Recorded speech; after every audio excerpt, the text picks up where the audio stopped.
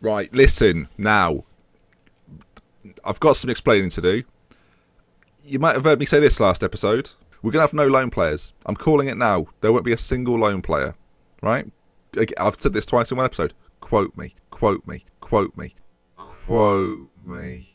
Now, what I meant, and it's... Look, I'm not blaming you for just mishearing there. But what I meant was, there'll be no alone players. As in, there'll be no one on their own. You thought I meant there'll be no one coming out or in.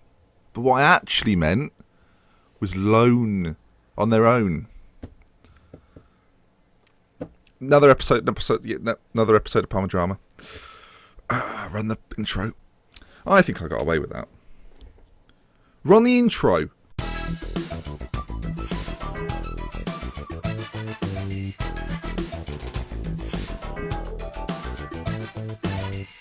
I don't want you thinking that I think less of you now because of the misunderstanding, right? Lone players are part of the game. They're part of football. You can't ignore them. Not when you do this many, right? You might think, oh, he's not even trying to get rid of players. I bloody have. Look at it. And then you think, oh, okay, he must have got the squad. It must be bare at this point. No, it's not. I don't know who's doing the housing policies in Parma, right? I don't know who's in charge of it. I don't know who said, right, do you know what we need? Loads of houses for people between the ages of 17 and 23. But Parma, I tell you what, they're keeping the economy alive. Let me tell you. So let's get into the ins and outs of the details of who's in, who's out. We'll start with the out then. Iska Belfodil is the only real player that's gone out for money. Last year, 3 in 21. I was unimpressed. So to get some money for him was fantastic. There's a few other players there that we got some money for. A prospect, actually. Ismail Silti Tadir. I was going to keep around. Monaco came in. I thought, you know what? I can buy another one of these kind of players in the future. Just like youth players. So I wasn't too worried about it. And out he goes. As I say, so many it's just ridiculous. So let's look at the ins then. Volta Bursa is the first one we're going to look at from Milan. I've gone to some relatively big clubs and nabbed a few players. Left winger, played 4 times for me this year, one sub appearance. He's been okay. He's been in and out of sort of the team. We've played a few games already this season, I should say. Do you know what? I'll briefly just run you down and say that we've played 6 already. So you can base everything on that. It's been an indifferent start. 1 win, 2 draws, 3 losses. Really tough opening to the season, but we've got a few winnable games coming up soon, so hopefully we can get through those. But yeah, sorry, back to the transfers. I tried to give you a little bit of context to where we are. I thought I'd play 6, see how the new signings get on, then I can talk about how they're getting on as they've begun, which I thought made a bit more sense. Alexander Farnerud from Torino, got him in on loan, central midfielder, a battler in the middle. We don't have many of them. He'll get up and down, creative as well, so I'm hoping he'll do a little job for me. He's not going to start too many games, but when he does, I feel he'll be pivotal. He's played 2 appearances so far. He's just kind of a backup, but a good backup. Something we didn't have last year. Good backups were not a thing. This year, we've got ourselves a good backup. Jonathan de Guzman. Now, we've made some exciting signings, and this is the first of those. A few people will recognise him. He obviously had a little time at Swansea that I'm sure people remember him by. He's a relatively well-known face in world football anyway, right? Kind of. So I've brought him in. It came in during our kind of poor form, but again, should be quite an exciting prospect for me. Really talented on the ball, passing, technique, mental's very good as well. Sitting in the middle for me, so hopefully he'll do a job. Munir, very exciting signing, Barcelona youth player, obviously not looking the best in terms of attributes right now, but that's because he just come off the back of an injury. Only played 1 game for me, which was the last game. Has had little football for me because he's been injured. So hopefully, I got him in on loan, got injured straight away. I was like, oh, I guess we'll just deal with everything else then. We've got some players on part-time contracts, which I'm not going to tell you about because none of them are interesting. Manuel Rizon was a signing from my director of football who just does whatever he likes. And sometimes I can accept it, sometimes I can't. So that's good. He was one that I couldn't accept, so he's just in. Now, 2 exciting centre-backs. I'm going to do them together because I think they're a team now, and then we'll treat them as such. Milan Milanovic, a lot of Milans in there, isn't he? On loan, bought from Palermo. £275,000. Very pleased with the signing. You can see from his stats here, he is quite the prospect in my book. 24 years of age, strong boy, technically very good, mentally good. Lacks a bit of acceleration, but I'm not too worried about that. 6'4" of just beastly defence. And that's what I'm looking for. His partner, who not always a partner because occasionally one of them's playing left back, but I do believe it's Albertazzi. Great name. Left-footed, left-sided. Again, really, really solid. Italian international in the future. I don't know why I said that because I knew he wasn't. But no, I genuinely think this boy could be really good. 24 years of age. Bought him from, is it Milan or Verona? I think it's Milan. I think it was like one of those part deal things. It's very confusing in Italy. But yeah, I'm really pleased to have him. I think him and Milanovic at the back, they'll play together quite a lot. They've both played the majority of the game so far, so I'm looking forward to it. Moving back up though, Fernando Caravanillegri, the guy from River, Fernando we'll call him, a bit of an older player. We obviously didn't have many strikers scoring goals for us last season. Goals were a concern.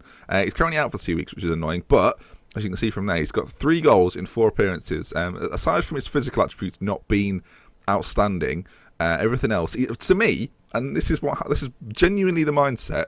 About 2-3 years ago, I had a save where Danny Graham was fantastic.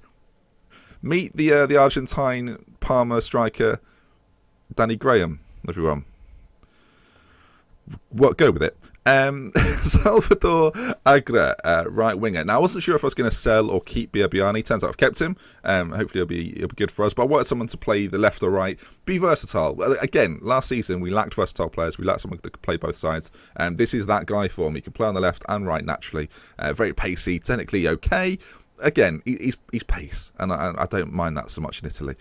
So we'll take it and we'll use it. Paolo Di Ceglie, a name that will be familiar to a lot of people, a very hotly rated Italian left back, like early in his career, didn't ever come to fruition. It was a very strange situation with him. But for me, he's going to play the left back or left midfield, depending on the system we're going to play.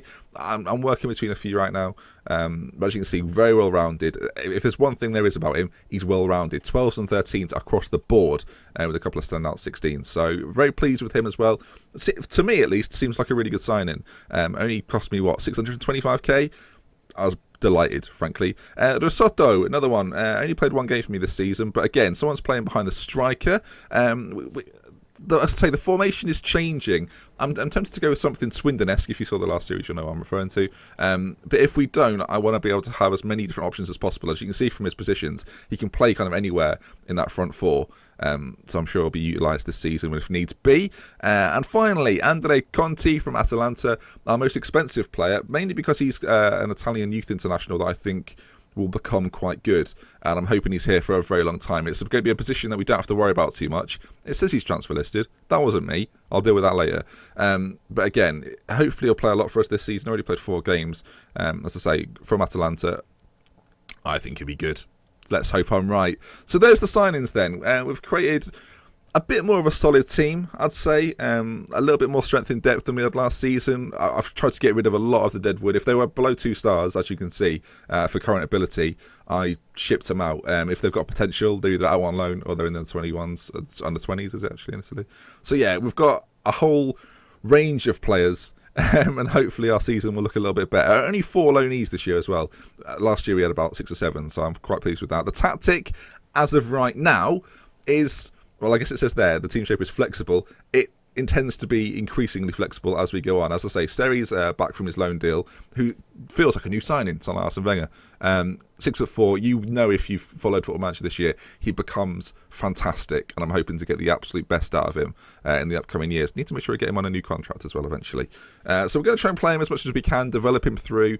Obviously, we've got the Argentine Danny Graham to rotate him with Fernando up top, so we'll see what we can get out of the pair of them. And obviously Munir, we're not even mentioning, who I'm sure will have an impact on this season. And when these players come back from injury, will be when our system will potentially change and become something a little bit different, a little bit more dynamic. In terms of things like instructions, I was having a conversation with someone on the Reddit recently that I don't always go through tactics and things like that, and I do a lot of that on my stream. But if you're kind of interested, then I'll happily show you.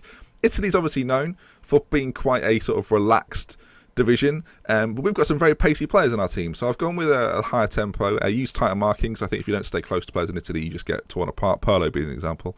To drop deeper, just because I like to have my defence have the ball at their feet and be able to spread it a little bit more. I like to have defenders that can pass the ball, not necessarily in a ball-playing role, but are comfortable on the ball, and dropping deeper gives them a little bit more space to do that. Looking for the overlap, as I mentioned, we've got some pace down the sides. Let's try and utilise it as much as possible, and support it as well, exploit the flanks. It's kind of self-explanatory. Work the ball into the box, so when we get into those areas, we're not being too aggressive with it. We are trying to pick out the right pass and finish it off and retain possession. Again, pretty self-explanatory, isn't it? So that's the team, and that's how it's looking. We're on the counter-attack, basically because of our pace. When you've got a player like Biabiani, who has got rapid feet, to me, it seems obvious that that's the kind of style you should play. Whether we move these two forward in the future, or obviously bring in Aguilar on the left-hand side, Biabiani on the other, and try and really exploit that, remains to be seen. We're not going to play any games today because I've given you quite a good squad preview. I don't know if I've done that much before. So if you've enjoyed the squad preview and you want to see more, obviously, leave a like on the video if you want to. Oh, hold it, Ben. You've got rules and instructions and you never remember. Sort it out. So then, I've just realised it looks like I'm in a pitch black room. I assure you I'm not.